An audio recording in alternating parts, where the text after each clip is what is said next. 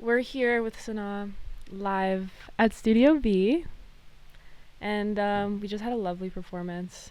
And we're just gonna do a couple questions, a little bit of an interview session. Yeah.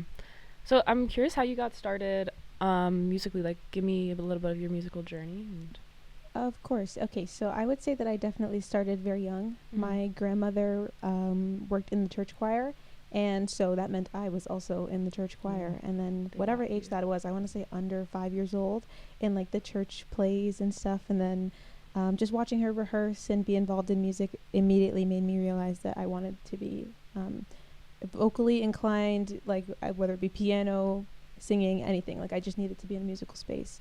And then on top of that, my mom and dad were such R&B lovers. They had collections of CDs and stuff like that. So I was never in a place where I wasn't around music. Mhm. And then from about 8 years old, when they started to realize that I really had an affinity for it, they started to put me into piano lessons and singing lessons. And then from there, I've just been involved in school, extracurriculars, and things like that. Yeah, it's really good growing up around that. Kind of gives you Yeah, a big like gateway.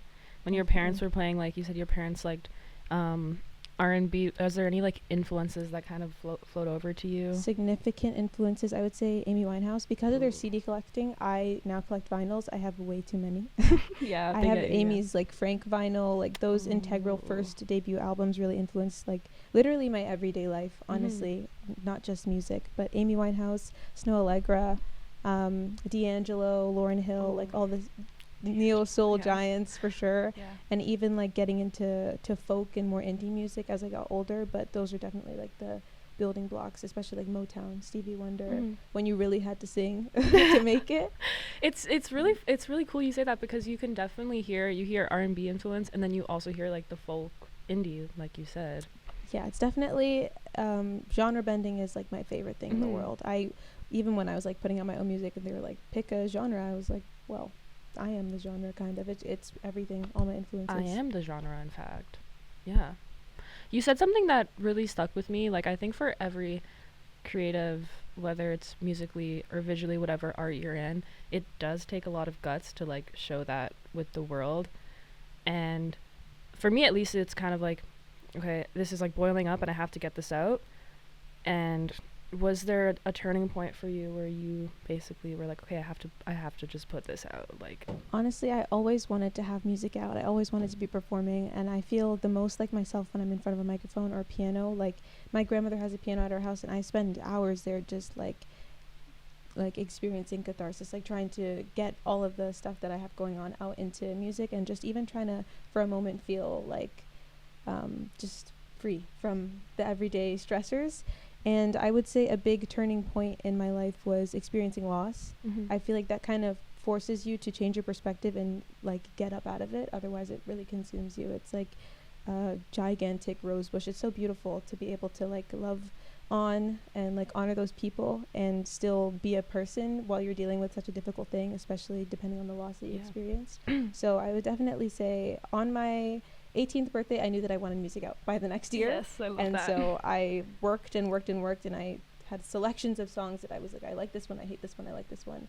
And then experiencing with different, or experimenting rather, with different DAWs and versus acoustic music, and deciding what I wanted, like my art, my final portfolio for the debut to be. Mm-hmm. I would definitely say that experiencing that loss kind of like thrust me forward into like just doing the thing, regardless of if I think it's perfect, because you know People are gonna. musicians, especially creatives, we're Oof. perfectionists. We can never choose. Yeah, So it's awful. It's like a bug in your brain. yeah, you can't It's a like settle parasite. on something. It is a parasite. It's a blessing Yeah. and a curse to be a musician and want things to be so fine tuned and specific. Like trying to execute a vision, especially on your own as an independent artist, is extremely daunting. So I Yeah. think that experience definitely kind of forced me to just put it out, see how it's received, and even then just be grateful that it's out and that I did it. So Yeah, and I'm sure it feels like a big weight almost off your chest. yeah, Yeah. definitely. Once I put it out, I was like, oh my god, it's Yeah. actually out there. And Thank people are God I gonna did ask me it. about it. Yeah. And but yeah, definitely worth it. And I mean, looking forward to new projects soon. That's exciting. When you're experiencing big moments that make you just want to get it out in writing, what's the process there? Is it like kind of like immediately after something happens, you sit down at a piano or guitar, or is it kind of like you sit with it and process it then, Question. right? Like, what does that look like for you? I would definitely say a lot of the times it's not an immediate like I'm able to sit down and be with it and put it into song. I think actually recently, especially with like seasonal affective Ooh. disorder and things like that passing through.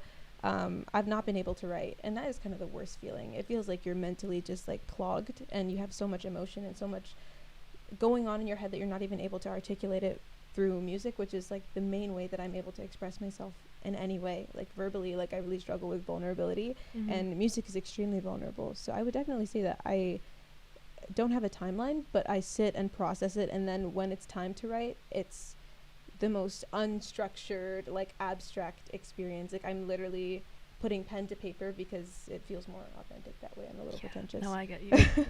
And just writing incongruent like verses, just anything that I can think of, building off the melody and then looking at it all. I think there's a quote from like Tyler the Creator that said, create like a child and edit like a scientist. Like literally just getting whatever it is out onto the page and into a voice memo so I can listen back to it and then maybe fine tune it and decide where I want it to have more creative structure. But definitely it's more like musical vomit. Yeah, all your that's a great way to put it. Sometimes Yeah. it's hard to just like get a piece of writing started, and just getting it started is kind of like you get into like an automatic little like flow state. A lot of the times I think I start in like the middle of the song with like a hook and then build around, or it'll just be like one word. Like if I were to show you my notepad, you'd be like, oh, can't read this actually. no idea. It looks like just scroll. Yeah. Well, thanks for doing the interview with me. Of course. And for coming on to Studio B. This was such a good time. I'm so happy to be here. Well, thank you. Once again, Sanaa on Studio B. Woo! Okay, great. Yay!